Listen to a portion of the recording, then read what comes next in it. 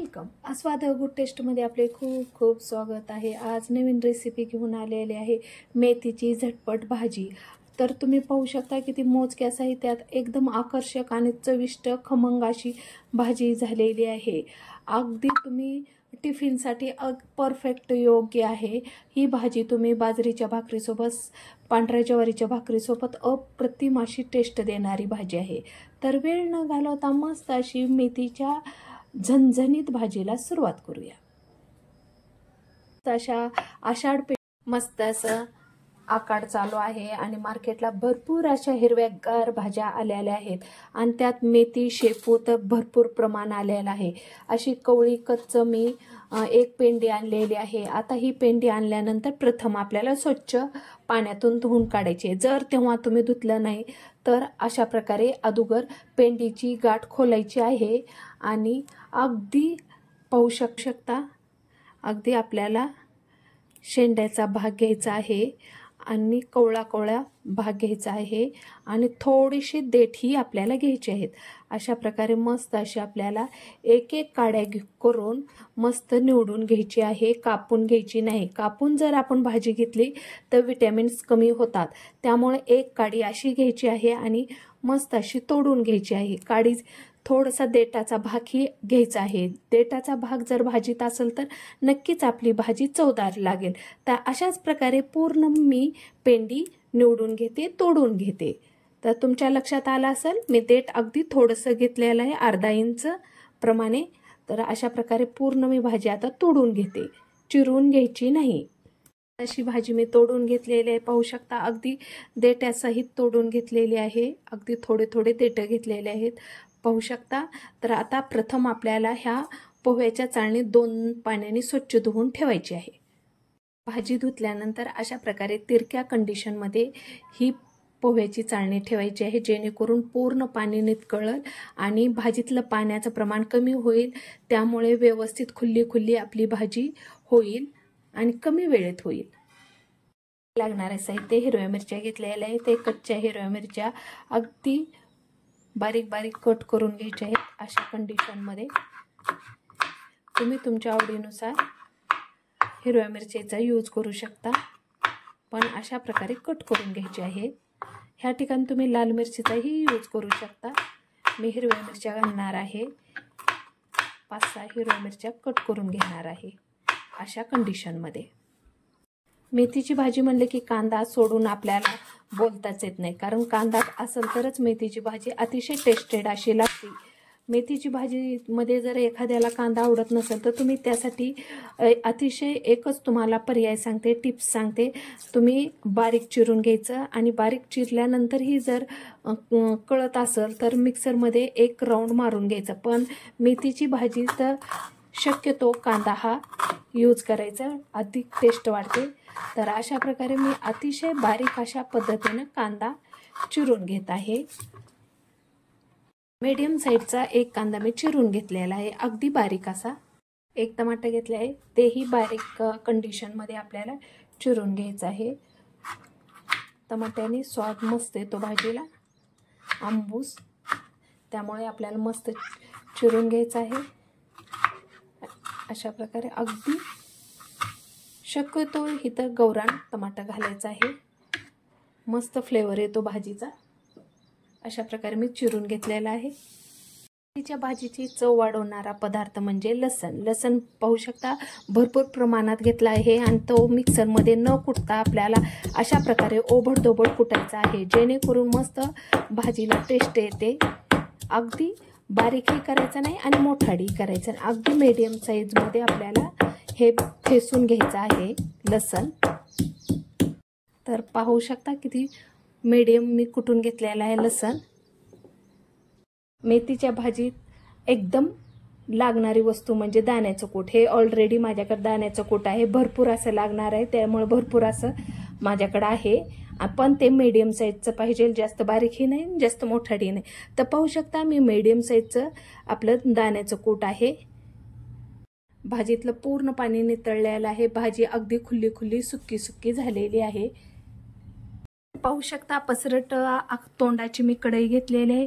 केव्हाही भाजी करायची असेल तर पसरट तोंडाची कढई घ्यायची आहे, जेणेकरून भाजी आपल्याला पूर्ण खालीवरी करायची आहे।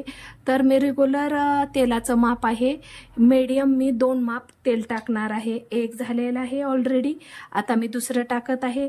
भाजी म्हणलं की आपल्याला जास्त तेल टाकायची गरज, भाजीत कमीच तेल यूज करायचं आहे, कारण पालेभाजीत तेलाची गरज जास्त लागत नाही। तर तेल अतिशय कडक असं होऊ द्यायचं आहे आपल्याला। तेल मस्त असं कडक झालेलं आहे।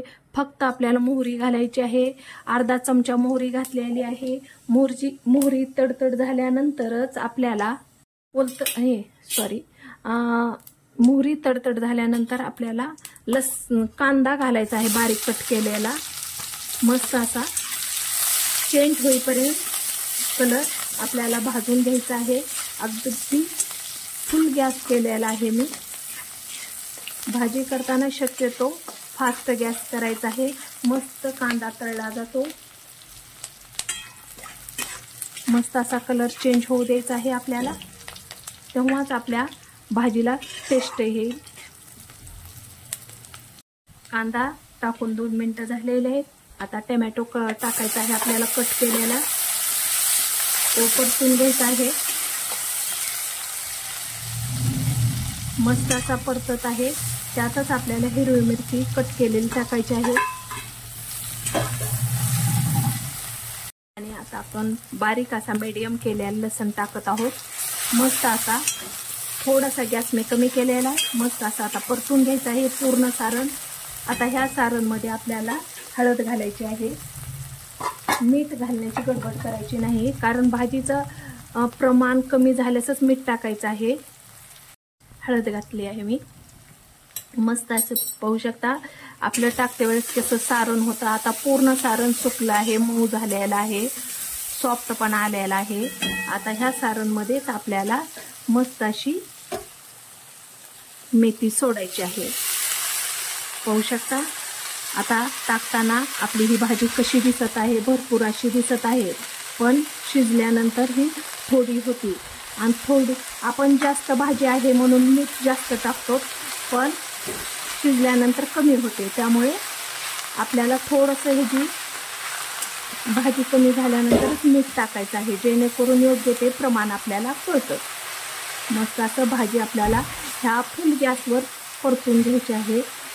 पूर्ण खालीवरी भाजी करायची आहे, पूर्ण सारण भाजीला एकरूप करायचं आहे।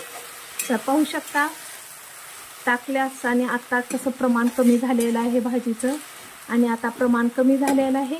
आता मी ह्याच्यामध्ये मीठ घालते, चवीनुसार मीठ घालायचं आहे। पाहू शकता मिठाचं प्रमाण मी कमीच घेतलेलं आहे, कारण भाजीत मीठ कमीच लागत असतं, शक्यतो हिरव्या भाजीत मीठ कमीच लागत असतं। तर अशा प्रकारे मस्त अशी भाजी हलवून झालेली आहे। आता दाण्याचं कूट घालायचं आहे। दाण्याचं कूट मी भरपूर असं घालणार आहे, पाहू शकता भरपूर असं घालत आहे मस्त। आणि हे पूर्ण सारण आपल्याला खालीवरी करून घ्यायचे आहे।